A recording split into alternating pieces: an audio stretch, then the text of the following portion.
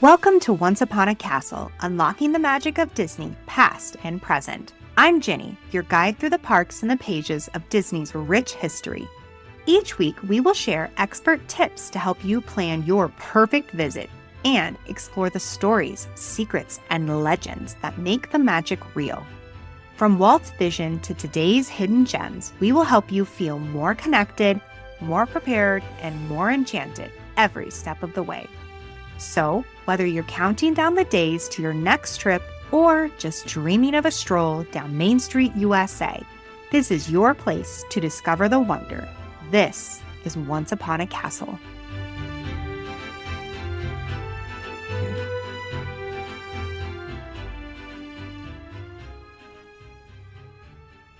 Welcome back to Once Upon a Castle, the show where we wander the winding streets, hidden courtyards, and stories that make Disneyland more than just a park.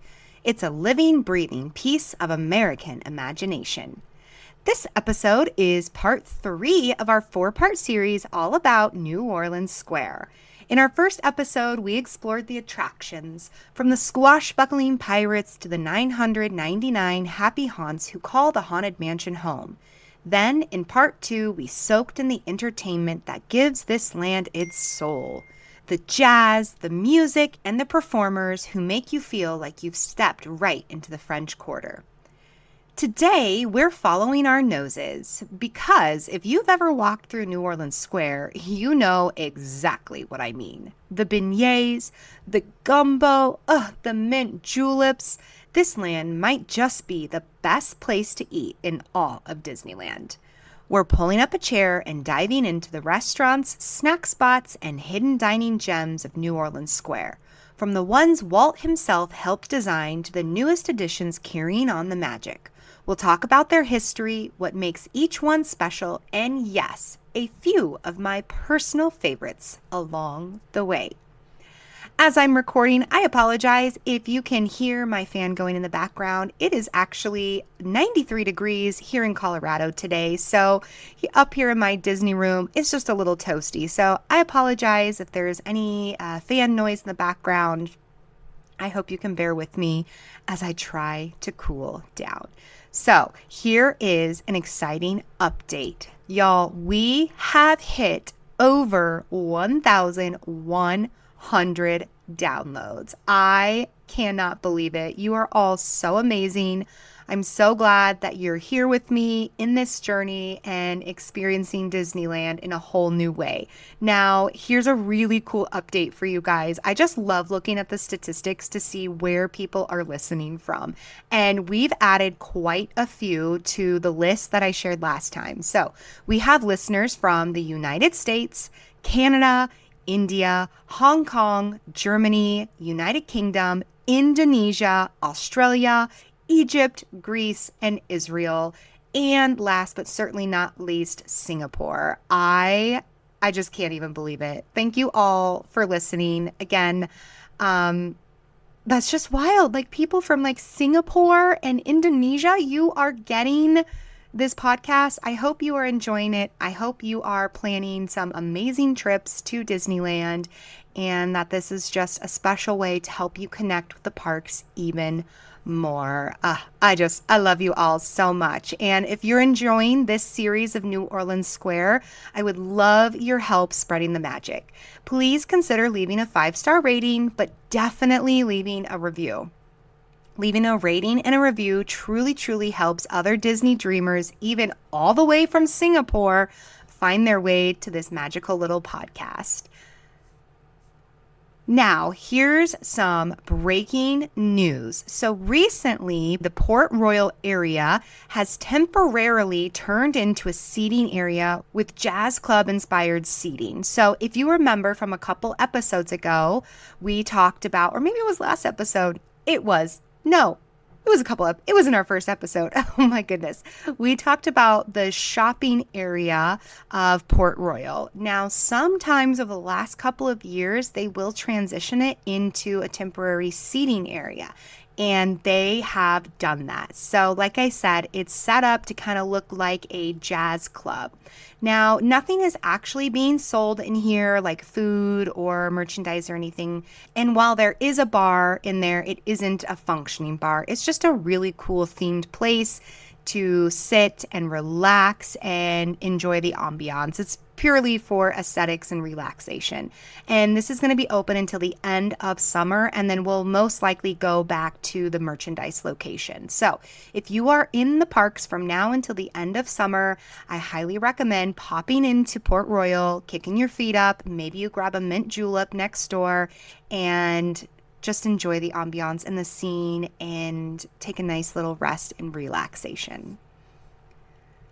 All right, friends, let's dig in. Today, we're exploring the flavors of New Orleans Square, from the land's very first restaurants that opened alongside Walt himself in 1966 to the exclusive dining experiences hidden above the rooftops to the newest spot carrying on a princess's dreams. We'll uncover the history behind each location, the niche little details most guests walk right past, and how Walt's vision of recreating the charm and elegance of the Crescent City comes alive, not just in the wrought iron and the jazz, but in every beignet, every bread bowl, and every Monte Cristo sandwich.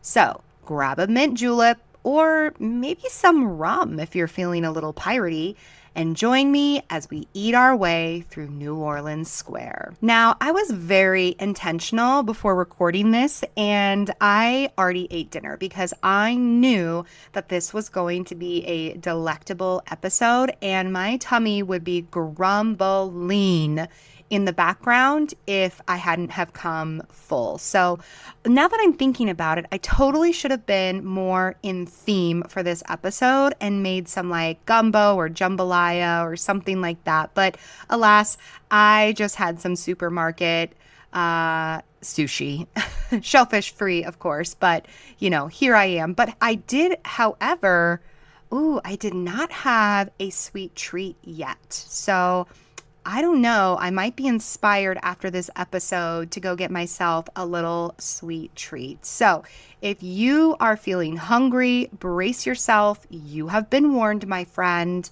But let's dig in. And we are going to start with the first restaurant. And this was the Creole Cafe, or now known as Cafe Orleans. This opened with New Orleans Square on July 24th in 1966. And like I said, it was originally Creole Cafe, and it was a counter service restaurant. Now, one of my favorite facts about this place is the espresso machine that is in there. So Walt Disney personally selected this antique espresso machine that he and Lillian purchased in Italy as they were traveling around trying to buy items for New Orleans Square. The machine is, and please forgive my Italian, is called a La Povani, and this is dating from the earliest decades of the 20th century. The La Povani began manufacturing in 1905 in Milan, Italy, and is still in business today. The Ideal was the first commercially produced espresso machine of its kind, and it's credited with popularizing Italian-style coffee across Europe. And if you've ever been to Europe, I was there last summer, they are very serious about their espresso machines. They are everywhere in all the places, and I was living for that. Now, Walt Disney personally used the machine to make his own coffee at the Creole Cafe, and there is a known photo of Walt at the espresso machine taken in 1966, just months before his death. The machine is not just a piece of Disneyland history. It is considered a landmark in coffee history as well. Today, it sits in a cubbyhole inside the restaurant. Disney's official description encourages guests to conclude your meal with a coffee in tribute to Walt. I just love that fact so much. I've never noticed this coffee machine before. Actually, you know what? I've never actually eaten at Cafe Orleans, and I had this realization while I was researching this. There have been lots of times where I've looked at the menu and I've considered it, but I've never actually eaten there. So I guess this is the universe's way of telling me that on my next trip, I need to pop in there and have a meal and look for this cute little espresso machine. Now, the original interior is described as a beam ceiling, old stained glass, natural brick walls with panels of mahogany and a marble tile floor. The original outdoor seating featured bright red umbrellas on a terrace overlooking the rivers of America with views of Tom Sawyer Island, the Columbia, and the Mark Twain riverboat. The interior features an original oil painting of Philippe Dux d'Orleans. Excuse my French. The French nobleman for whom the city of New Orleans is named after. That is so cool. An original painting. Today, the restaurant features dark cherry wood on the walls and ceilings, stained glass surrounding the cast member stations and center walls, and vintage-style brass lighting fixtures. There's also small round oak top tables. Those were from part of the original interior. The exterior and interior spaces were inspired by restaurants in the historic French Quarter of the real New Orleans. Waltz even selected the zinc-topped coffee bar, and Walt also chose an ice cream parlor-style counter inspired by the 1967 Disney film The Happiest Millionaire as the restaurant's focal point. As we continue talking about New Orleans Square and these restaurants, that movie, The Happiest Millionaire, is going to come up a lot for a lot of inspirations. Have you ever seen it? I've never seen it, so maybe I need to go back and watch it to kind of feel that vibe and see where these inspirations were coming from. The New Orleans Square opening ceremony on July 24th, 1966 was Walt's last major public appearance at Disneyland before his death in December of 1966. This was kind of like Walt's last kiss goodnight to the park. Creole Cafe is so special because he directly influenced the design of the restaurant, personally selecting design elements that some of which remain intact even today. They shared a kitchen with the Blue Bayou restaurant, and they served specialty sandwiches, fritters, and ice cream, and they were credited with introducing the Monte Cristo sandwich to Disneyland in the 1960s. Now, the Monte Cristo sandwich first appeared in California restaurants in the 1950s, and it has been featured at Disneyland eateries since 1966 and is credited as having helped to make it a coffee shop standard nationwide. The sandwich is turkey, ham, and Swiss cheese dipped in egg batter and fried, dusted with powdered sugar, and served with seasonal preserves. And this has remained essentially unchanged since its introduction. These sandwiches, oh my gosh, they are so full and so filling. Now, I've never had one at Cafe Orleans because, like I said, I've never eaten there, but they do serve the same thing over at Blue Bayou, and I've eaten there several times. But you know what? While these are so good, for me, it's like try it once and maybe one time is enough, unless you have maybe somebody to share it with, because they are very filling and they're super rich, but man, are they yummy. Now, the restaurant was renamed Cafe Orleans in 1972 when the Sara Lee Company became a sponsor, and it has alternated between the counter service and table service formats over the years, and it was converted to its current table service format in 2006. Of course, it's got that delicious Cajun and Creole menu. Now, let's take a peek and see what they're serving today. All right, brace yourself because you're about to get hungry. Now, the restaurant serves lunch and dinner, and you can find things like gumbo, Caesar salad, braised beef short rib, of course the Monte Cristo sandwich, and battered and fried triple cheese Monte Cristo. So that's got brie, Swiss, and mozzarella. Oh my gosh, sounds delicious, but I don't know if my tummy could handle that. They also have herb roasted chicken Alfredo pasta and blackened shrimp Alfredo pasta. They do have a plant-based menu with some pesto salad or a garden vegetable shepherd's pie. They serve wines by the glass, and you can get a bourbon julep or even a Seabourn margarita. I've also heard at this restaurant that the pommes frites are really amazing and delicious. So I don't know, guys. This is convincing me more and more on my next trip to go ahead and make a stop at Cafe Orleans. If you've eaten there before, I would love to know, what is your favorite dish there at Cafe Orleans? All right, now that I have your palate ready and your tummy grumbling, let's keep on moving. And let's head on over to the French Market. Now, the French Market was open from July 24th, 1966 to February 17th, 2023. The restaurant was directly inspired by the real French Market in New Orleans, one of the oldest public marketplaces in the United States. The restaurant's address on the fictional New Orleans Square street grid was Esplanade Street, the same name as the real avenue that borders the French Quarter in New Orleans. It opened with New Orleans Square as the land's largest restaurant, seating 250 guests on the terrace. It's a counter service with twin buffet lines, and this was a technique borrowed from the Plaza Inn back on Main Street. It had a dessert buffet that was also available inside the building and on the terrace. The opening interior had a domed skylight illuminating walls of old brick with accents of oak and green, black iron furnishings, and a quarry tile floor. Surrounding the skylight was a unique pressed tin ceiling, chosen because pressed tin was popular in New Orleans Square during the 1850s. The walls were punctuated by memorabilia from French kitchens, polished pots and pans, cleavers, weights, duck presses, grinders, and baskets, which Disney staff actively sought out and acquired specifically for this space. The 1966 profile describes the design as combining the color, atmosphere, and excitement of New Orleans' Old French Market and the cosmopolitan European dining establishment. The terrace overlooked the rivers of America, with views of the Mark Twain riverboat and the sailing ship Columbia. Guests dined al fresco under shady awnings and verdant ferns in what Dave Land and Disney described as a lush garden. The patio sat adjacent to the New Orleans Square Disneyland Railroad station, and the train could be heard and seen while dining. That sounds like amazing ambiance. This space was described as far more than New Orleans Square's largest food facility, calling it a destination in its own right.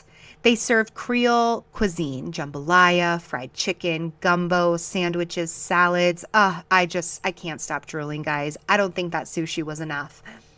Now, entertainment in this location was a key feature. We talked about this last episode about all of the different Dixieland jazz ensembles that played there on the stage. Now, it closed permanently on February 17th, 2023 to be reimagined into Tiana's Palace. The design of the French Market's exterior directly inspired Disney animation artists when they created Tiana's Palace for the Princess and the Frog film, making the real-life transformation a full circle moment, because this location later became Tiana's Palace at Disneyland. We'll touch on that here in a few minutes. Now that our bellies are full of delicious jambalaya and fried chicken, I think we need to quench our thirst and grab a little sweet treat so we can rally and move on to more delicious foods. Let's head on over to the Mint Julep Bar. And the Mint Julep Bar was opened July 24th, 1966, and still stands today. It's one of the few locations in New Orleans Square that offers mobile ordering. Now, it opened with New Orleans Square in 1966, and it's tucked behind the French Market restaurant, or as we now call Tiana's Palace, near the New Orleans Square train station. Look carefully, or you might even miss it. Or rather, actually, I don't think you would. There's always a nice long line. People love this place, so just follow the crowds. It serves Disneyland's famous non-alcoholic mint julep. So a mint julep is a refreshing mint drink with a hint of lime. And they also serve those delectable Mickey-shaped beignets dusted in powdered sugar. I love a delicious, refreshing mint julep on a hot day. However, they sometimes offer seasonal flavors of mint julep. So for example, when I was there back in September, they had a cranberry pomegranate mint julep. And let me tell you what, that was divine. Last time I was there in February, they weren't serving it. I was so sad. But if you are interested, definitely check out Mint Julep and see what seasonal mint juleps that they have, because I don't think you're going to be disappointed. Now, the concept of the mint julep bar originated from the early 1960s proposal for a soda bar inspired by Lafitte's Bar in New Orleans. The idea for exotic non-alcoholic concoctions was pushed by the food division and Lisi Relations as early as 1961. So this place was in the works for about 5 years. Walt and Lillian Disney famously enjoyed mint juleps aboard the Mark Twain riverboat for their anniversary party that was hosted right before the land opened. Now, in addition to seasonal mint juleps, you can also find seasonal beignet flavors throughout the year, like peppermint or pumpkin spice, chocolate strawberry, ube, all different kinds of fun things. You do not want to skip mint julep. Just don't forget, when you get your beignets, you have to give them a good hearty shake. Now, surely your tummies can't be full yet, because we still have so many amazing restaurants to dig into. And one is one of my favorites in New Orleans Square, the Blue Bayou Restaurant. Blue Bayou opened March 18th, 1967, and still stands today. The Blue Bayou setting was partly inspired by an animated segment originally created for Fantasia in 1940 called Blue Bayou, which was designed to be paired with Clair de Lune. The segment was ultimately cut from Fantasia and instead appeared in the 1946 film Make Mine Music with the original song called Blue Bayou. The bayou itself takes its fictional name from the idea of a peaceful blue night sky reflecting on the surface of the water, giving it a blue appearance. The Blue Bayou was directly inspired by the Chicken Plantation Restaurant, a frontierland dining spot that sat along the rivers of America from 1955 to 1962 and was demolished to make way for New Orleans Square construction. This location opened March 18, 1967, the same day as Pirates of the Caribbean. The two had to open together because they share the same show building and are physically intertwined. Yes, that's right, I said intertwined, because this restaurant literally lives inside of the attraction of Pirates of the Caribbean. It doesn't get cooler than this, my friends. Now, this was Disneyland's first reservation-based restaurant. Originally, guests had to go to the restaurant in person to sign up, but now we have phone reservations. So you can use your app to go ahead and make a reservation. However, you can also at times get lucky and get a walk-up reservation. But to be perfectly honest, it's pretty rare, so don't count on it. One tool that I do like to use when I'm in the parks is a website called Mouse Dining. And you can sign up for that. And if you go on the app and see that on the days that you want to be there, the times that you want to be there, maybe there's no reservations available. Well, Mouse Dining works to monitor those reservation systems, and they give you alerts if a reservation availability has come up. Now, you must move very, very quickly on these. Like if you get a notification, you have to respond within minutes in order to secure that. But that's just one little tip for you for all of Disney Dining. Mouse Dining, check them out. This is not a sponsored plug. I just think that they're really useful and I've used them a lot. So anyways, back to the Blue Bayou. It was built, like I said, inside the Pirates of the Caribbean show building. So diners sit in perpetual twilight while pirate boats drift past on the bayou waters feet from your tables. The restaurant sits directly across from the Pirates of the Caribbean boat launch called Lafitte's Landing. So riders float past the restaurant towards the rides first dropped while diners get to look on. This ride and dine pairing was completely unprecedented in theme park history at the time. No other park had ever intertwined a restaurant and an attraction within the same show building. The concept has since inspired counterparts at Tokyo Disneyland, Disneyland's Paris, and Shanghai Disney. It really takes you back in time and delivers heavily on the idea of thematic dining. We see Spanish moss, fireflies, we hear crickets and frogs, and an artificial moonlit sky create the illusion of dining outdoors on a Louisiana bayou at night without the mosquitoes. Towering overhead on one side of the dining terrace is a massive artificial tree dubbed species Disney dendron, named long ago for its creator, Walt Disney. The tree is based on the legend nearly as old as New Orleans itself. Under the ancient dueling oaks, Creoles of New Orleans would meet to settle affairs of honor.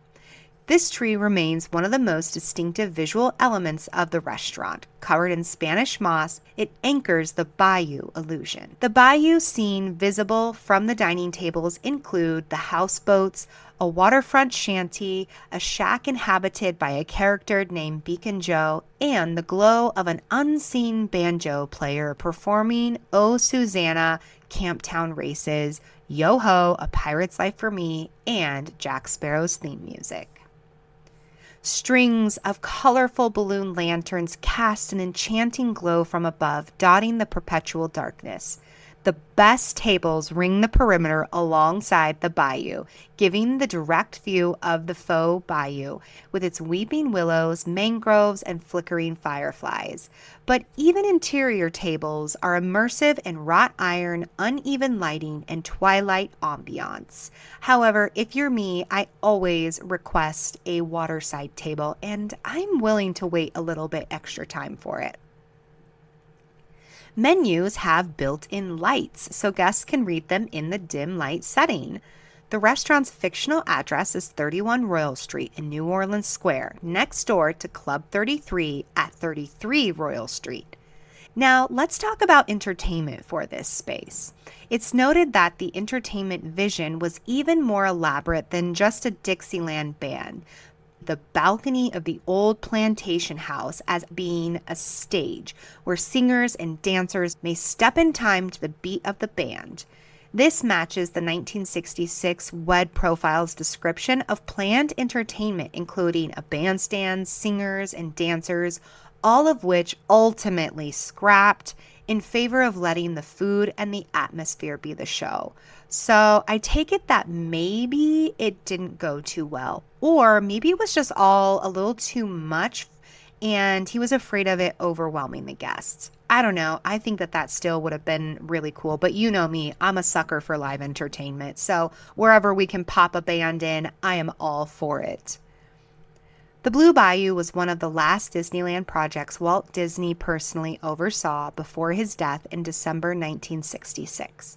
He was directly involved in the planning, the trial dinner, and the decision to eliminate live entertainment. But he never saw the restaurant open to the public on March 18, 1967. The original 1967 menu featured dishes like crevettes bayou, shrimp and cream sauce with pineapple, and seafood creole. The Monte Cristo sandwich has remained on the menu essentially unchanged since the opening. Now, after the COVID-19 closure and reopening, the restaurant began serving alcoholic beverages for the first time.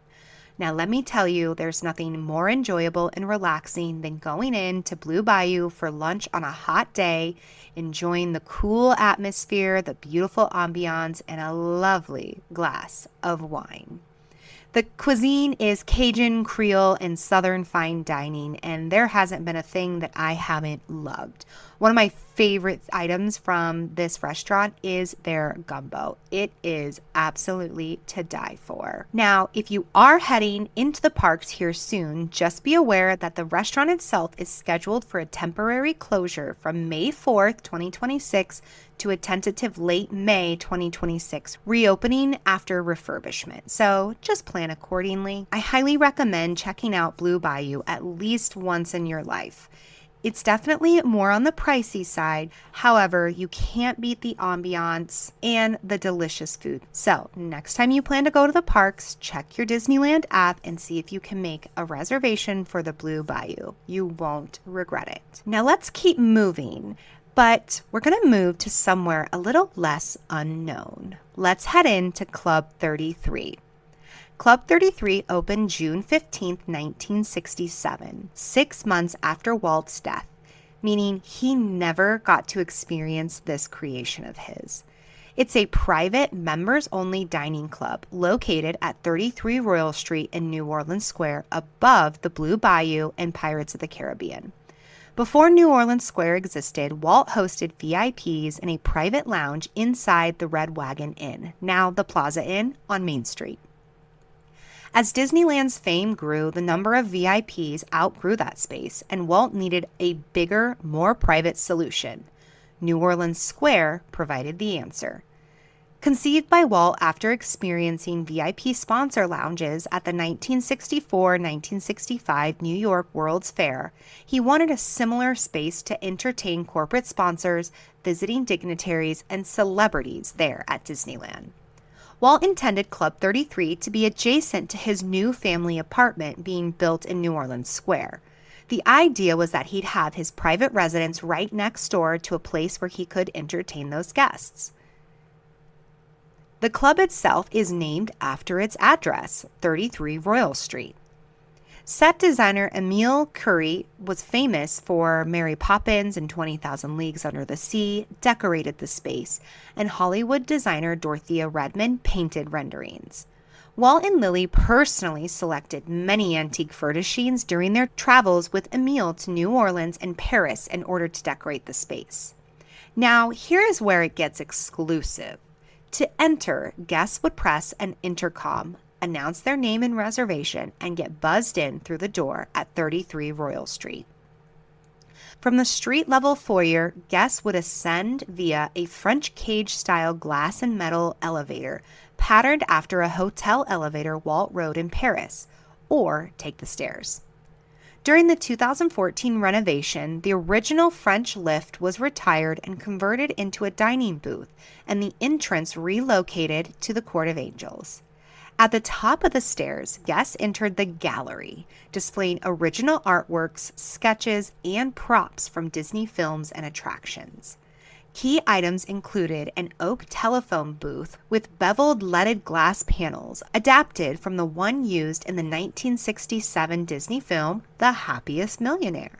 The phone inside was in working order and available for guests to use. Also in the gallery, an ornate walnut table with a white marble top that was used as a prop in the 1964 film, Mary Poppins. Now, a rare console table found in the French Quarter of New Orleans during the Disney shopping trips was also displayed in here. The gallery led into Lounge Alley, a long L-shaped hallway that served as a vestibule bar area and buffet staging area for both dining rooms. The hallway featured a custom-designed harpsichord, not an antique as rumored, but custom-built specifically for Lily and Disney to use in Club 33. The harpsichord was trimmed in real gold leaf, and the underside of the lid featured a scene of New Orleans harbor in the 19th century. This was hand-painted by Disney Imagineer Colin Campbell. The harpsichord was once in playing condition, and reportedly both Elton John and Paul McCartney played it during visits to Club 33. It is currently in need of some tuning and partial restringing and is no longer playable, though the staff would raise the lid for photographs if you ask nicely. Throughout Lounge Alley and the rest of the club, original concept art and design studies for New Orleans Square and Pirates of the Caribbean were displayed on the walls, including a large Pirates of the Caribbean map drawn by Imagineer Sam McKim. Decorated in First Empire style, recalling the era of Napoleon and early 19th century France, the room featured 3 chandeliers, wall sconces, framed artwork by Disney artists, parquet floors, and antique bronzes. The decor was described as Napoleonic First Empire, with elaborate moldings, gilding, blue and gold floor-to-ceiling silk draperies, and huge floral displays, both real and faux. One side of the dining room overlooked Royal Street through French doors that opened onto a balcony, a prime spot for viewing Fantasmic and the nighttime fireworks. The balcony windows are visible from the walkways below, meaning regular park guests, the peasants, can actually look up and see into Club 33 from outside. The second is a more informal dining room and is located above the waiting area for the Blue Bayou restaurant. Walt envisioned this room as a place to store hunting trophies he had received as gifts. That's interesting. Who gives a hunting trophy as a gift? The room's cypress-planked walls served as the backdrop for design studies for the Jungle Cruise and Tiki Room. It originally contained many mounted animal heads, which Walt planned to bring to life as audio animatronics that would converse with diners. The concept was essentially what Turtle Talk with Crush does today, but decades before the technology was actually developed for guests. The interactive concept, though, was abandoned partially due to privacy concerns about microphones picking up guest conversations.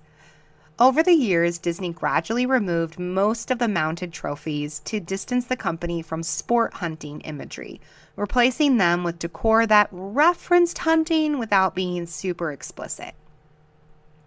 During the 2014 renovation, the trophy room was converted into expanded kitchen space. The animatronic vulture was relocated to perch atop the grandfather clock in the new layout.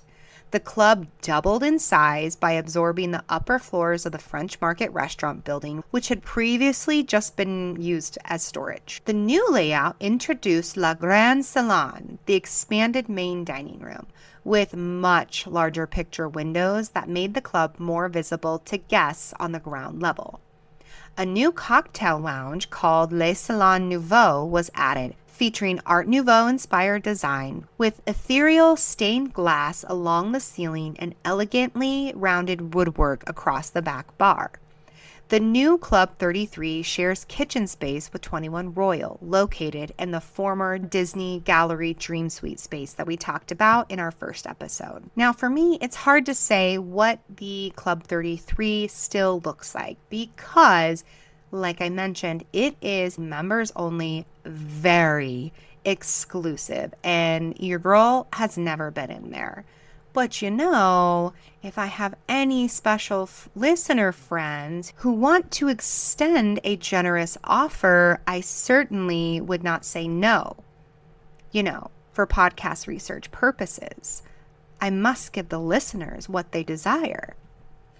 Now, Chef Andrew Sutton was the executive chef at Carthay Circle and Napa Rose, and he was placed in charge of the club's kitchen upon reopening. The club reopened after renovations in July 2014. The Court of Angels, the new entrance, was walled off from regular park guests, the peasants, by a glass door. Previously, the Court of Angels had been an open walkway accessible to everyone, but now not so much. The fictitious address of 33 Royal Street is rumored to have been created in part so that Disneyland could obtain a California liquor license. But the license is actually assigned to Disneyland's physical address of 1313 South Harbor Boulevard, Anaheim, California.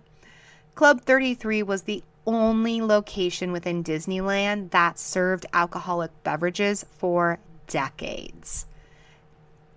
Now let's talk about just how exclusive this club is. There are approximately 500 members. Current reported membership includes a $65,000 initiation fee and $20,625 annual dues. In addition to dining access, members enjoy 365-day park access, VIP tours, special events, and prime balcony viewing of nighttime entertainment. Wowzer. They can also buy members-only merchandise and exclusive Club 33 branded items. Members also have access to the 1901 Lounge at Carthay Circle restaurant over there in Disney California Adventure. So, my friends, I have to know, if you had the ability, would you become a Club 33 member? I don't know. I might consider it, especially when we're thinking about 365-day park access. that makes me wonder, like, do Club 33 members, is it like an annual pass and they just don't have blackout dates but still need to purchase park date tickets? Or do you just have park tickets embedded in your membership? I'm really interested to know. And I'm also wondering, when it comes to VIP tours, are those also included in your membership? And you can just book a VIP tour whenever you want. So I don't know, if I had the money, the 365-day park access, if tickets are included in endless VIP tours, that might be worth it. But I don't know, that's a lot of money, but it sure sounds like a really special occasion and event and just opportunity to get to go. I've known several people who have had connections and have got to experience Club 33 and have appreciated it and really enjoyed it. And maybe one day I can be amongst those very select few. So now that we have filled our bellies with almost the most fine dining experience in Disneyland, let's head on over to Royal Street Veranda. Royal Street Veranda opened in 1983 and still exists today and accepts mobile order. It's a quick service window located on Royal Street next to the Pirates of the Caribbean building across from Cafe Orleans patio. It serves soup and sourdough bread bowls like clam chowder and gumbo. It serves fritters, coffee, and soft drinks. Guests dine beneath a wrought iron balcony with views of New Orleans Square and the rivers of America. Now, there's no dedicated entertainment, though pirate band the Bootstrappers and jazz musicians often perform nearby. Let's head back in time to La Petite Patisserie. This existed from 1988 to 2004 and is currently closed. It was a small service window tucked in an alley of New Orleans Square across from the French Market entrance. It served waffles on a stick of 4 varieties, doused in powdered sugar and chocolate plus cappuccinos. Say less. The name translates into the little pastry shop. Its sign featured 2 fleur-de-lis. Now, it was not open full days and sometimes didn't open at all on lighter traffic days. The hidden location may have contributed to low foot traffic. It was kind of tucked back there and not super easy to find. Now, it closed around 2004 and the space was converted into an expanded seating area behind Cafe Orleans. Now, if you thought Club 33 was bougie, let's head on in to 21 Royal. 21 Royal opened in 2017 and still is open today. It's an exclusive private dining experience for guests of parties up to 12. Located in the suite above Pirates of the Caribbean that was originally intended by Walt and Lily Disney as a private residence and VIP entertaining space in New Orleans Square. The space was designed by Dorothea Redmond. She also designed Gone with the Wind under Walt's supervision during the New Orleans Square construction, but Walt passed away before it was completed. We talked about how this space was once the Disney Gallery, it was also the Disneyland Dream Suite, and then now it's the 21 Royal Dining Experience. So this space has been a lot of different things. Now here's where it gets exclusive.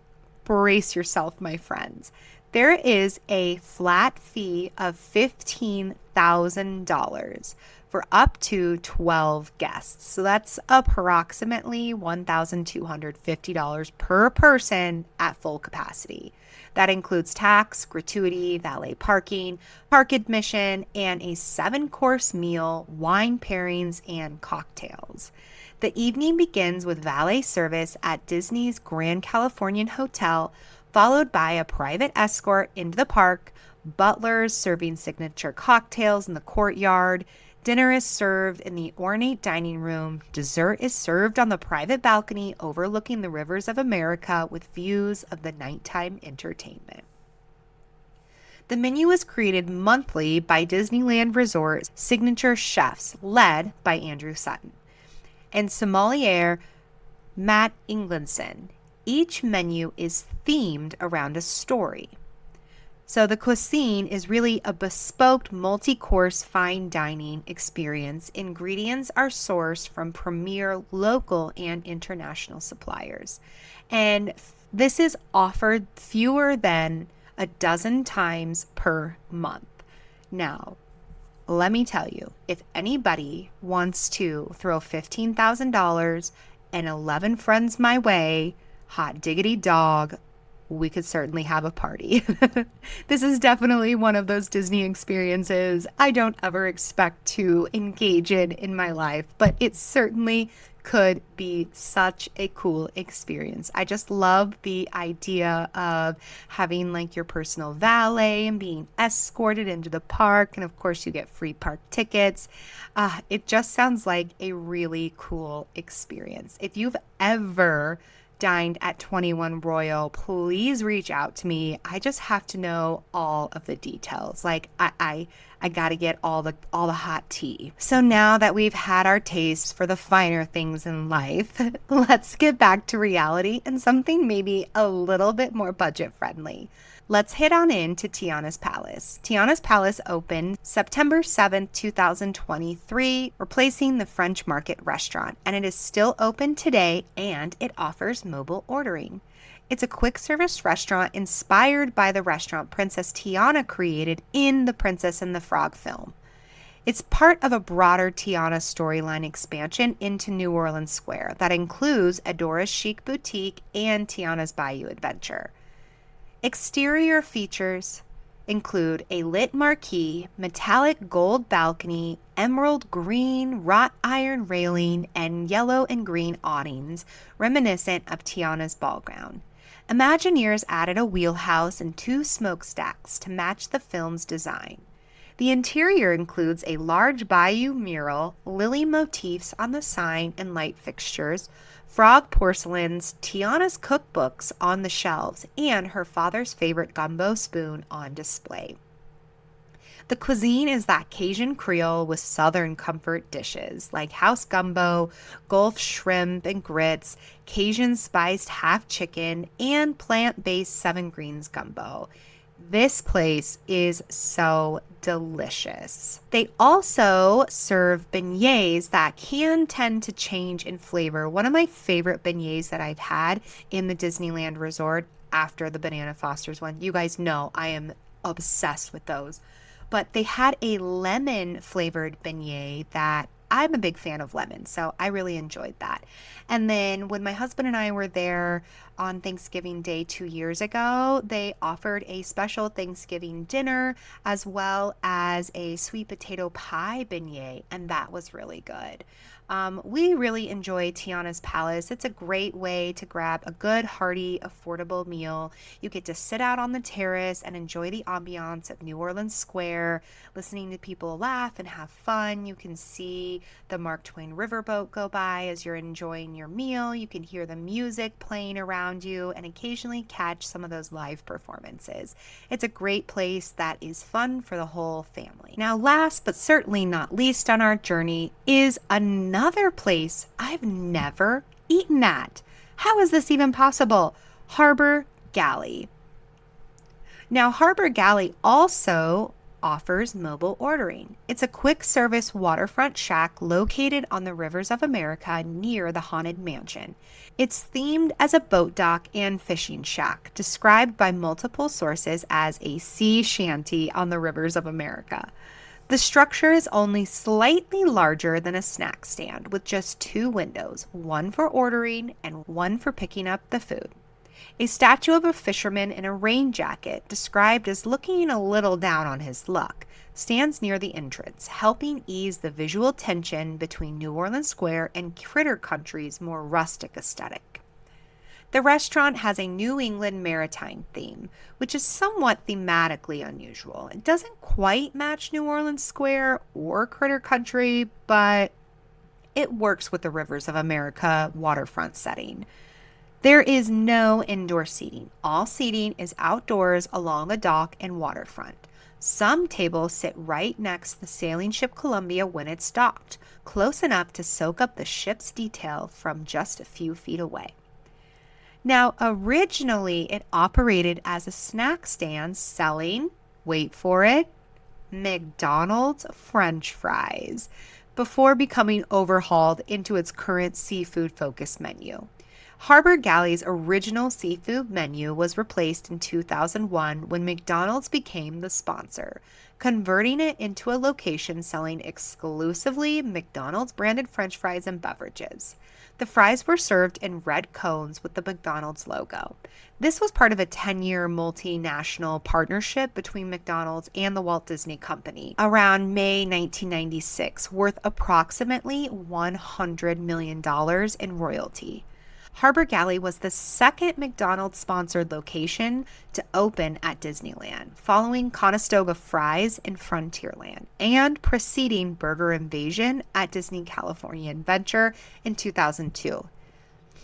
The sponsorship was controversial among Disney fans who felt an outside fast food brand was inappropriate inside the park and feared it would pave the way for a full McDonald's restaurant. Yeah, I would be controversial about that. That's definitely odd. We certainly don't need that, in my personal opinion. I mean, I do love me a good French fry, especially an extra salty McDonald's fry, but there's a time and a place, guys, and I don't know. Disneyland's just not it for me. Now, Disney did not renew the contract when it expired in 2008, partly driven by a shift towards healthier food options. Although, this is really interesting to me because, let's be honest, there's not the most healthy food there at Disneyland. But I guess following the 2004 documentary Super Size Me, there was a lot of cultural backlash against fast food, and Disney decided they needed to get out while they still could. So all McDonald's sponsored locations at Disneyland were closed and rethemed by September 2nd of 2008.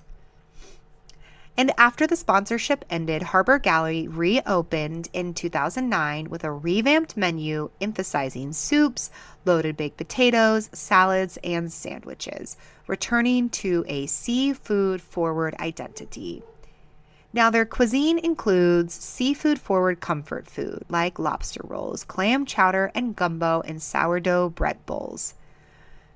There's an adjacent seating area called Pelican's Landing, and it overlooks the rivers of America, Tom Sawyer Island, and the sailing ship Columbia. This is where I sat a couple months ago when I went for my solo trip, and I enjoyed my breakfast, my coffee, and reading a good book. It's a great, great place to enjoy your time at Disneyland. Construction on this seating area began in September of 2021, and a new multi-level seating area along the waterfront emerged. It was built on the site of what was previously just foliage and the former smoking area that had been converted to limited seating. The structure was built as a new dock on the old keelboat docking area along the rivers of America. It features upper and lower seating levels, so plenty of space to spread out, and it includes its own condiment bar and trash cans on the lower level. It's decorated with pelican figures and pelican nest props throughout, and signage adds to the story of the sailing ship Columbia, the Mark Twain riverboat, and the surrounding waterfront area, maintaining thematic integrity with existing details like the nod to Admiral Joe Fowler at Fowler's Inn nearby. Pelican's Landing is not dedicated exclusively to Harbor Galley. It's available for any guest who needs a seat, whether they're just eating beignets from the Mint Julep Bar, a churro from the cart nearby, or just resting. Harbor Galley has been considered one of Disneyland's true hidden gems, a restaurant so unassuming that most guests walk right past it without noticing. A peaceful, secluded pathway behind the restaurant leads to Critter Country and Bayou Country, offering a unique view of the area and a quieter alternative route that bypasses crowded bridges. This is definitely a special place to check out and one that is on my list still. Of course, last but I guess certainly not least, in New Orleans Square, we have our good, faithful popcorn cart near the Disneyland Railroad And of course, a churro cart that's located right across from the Haunted Mansion, right near the Rivers of America. So, whether you are looking for some more extensive dining within New Orleans Square or you're just passing through and need a quick little snack, New Orleans Square has a variety of choices for all park guests. So, I don't know about you guys, but I am already getting hungry, even though I already had my dinner. But I'm definitely thinking I need a sweet treat. I don't know. What would you be in the mood for? Should we go get some beignets from the Mint Julep bar? Or maybe a seasonal beignet from Tiana's Palace? Or possibly a delicious dessert and a glass of wine sitting at Blue Bayou? Or do we just say, screw it? Spend the 15,000 and let's see what bespoke fancy dessert we can get conjured up for us there at 21 Royal. Come on, guys. What are we in for? I think all of this just goes to show I have a few more places in Disneyland that I still need to check out. And I don't know, maybe I should go ask my husband if we need to go take a trip to Disneyland. I mean, it's podcast research, right? I have to report back to you guys how all of these dining locations are. I feel like I can't report on something if I've never actually been to it. So I don't know. I do have a long weekend coming up in April. Maybe we should try to convince him. Maybe I can get him to like agree to one of those like TikTok challenges, where people say, hey, if I got 1,000,000 likes on this video, you'll take me to Disneyland or something like that. But let's be more realistic. If I can get 3 people to send me a comment that my husband should take me to Disneyland in April to do a food tour, then he should take me. What do you guys think? Come on, guys. Let's do it. Send those 3 comments. I think he'll totally agree. Hi, it's me in the future. About one day in the future, actually. And I'm here to report with some exciting news.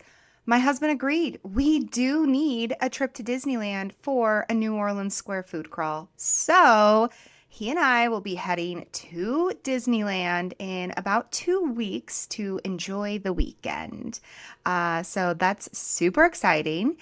And that means a trip report episode will be coming to you shortly after that.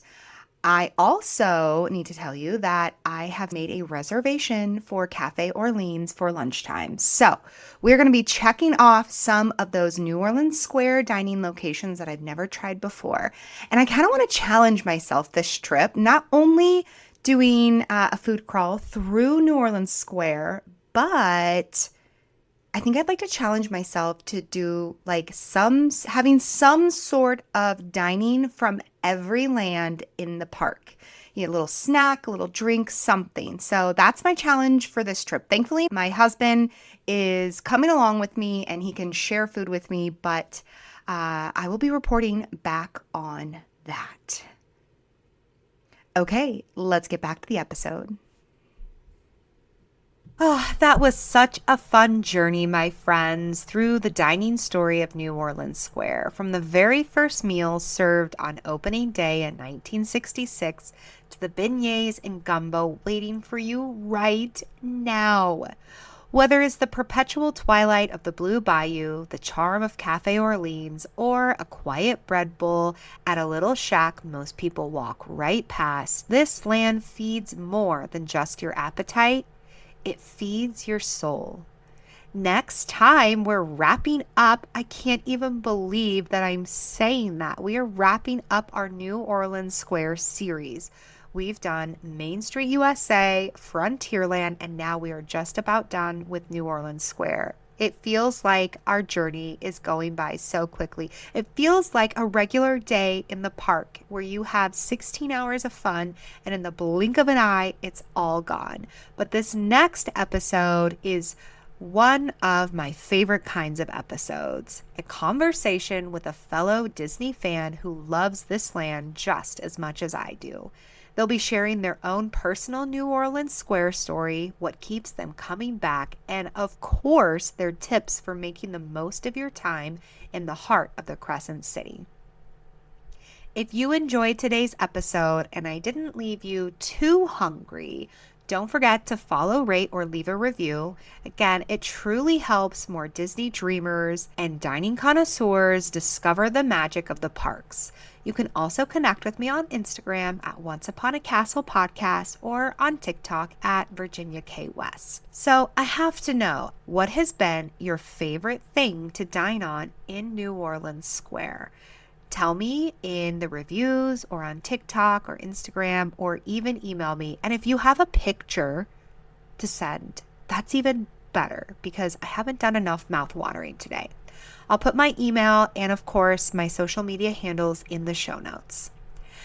So until next time, keep the magic alive, keep the memories close, and as always, I'm wishing you a great, big, beautiful tomorrow. Bye-bye.